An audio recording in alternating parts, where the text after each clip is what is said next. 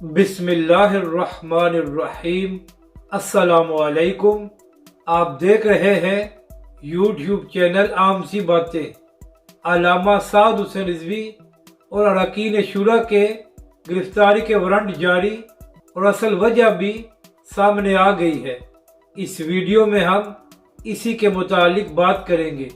ناظرین کرام، پچھلے 2 دنوں سے ایک خبر سامنے آ رہی تھی کہ تحریک لبیک کے سربراہ علامہ سعد حسین رضوی اور کچھ اراکین شورا کے گرفتاری کے وارنٹ جاری ہو گئے ہیں، اور اس کی وجہ یہ ہے کہ حکومت تحریک لبیک اور علامہ سعد حسین رضوی سے خوفزدہ ہو گئی ہے۔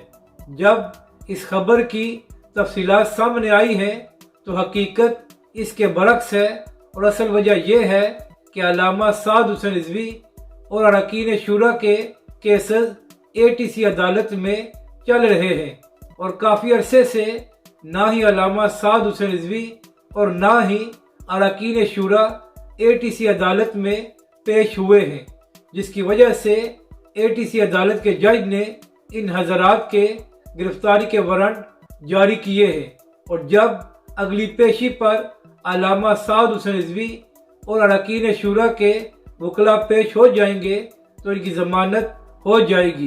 یہ مسئلہ اتنا سیریس نہیں ہے، اور نہ ہی حکومت کا اس میں ہاتھ ہے۔ اپنی رائے کا ضرور اظہار کریں کہ آپ کو یہ ویڈیو کیسی لگی، اور ہمارے اس چینل کو بھی سبسکرائب کریں۔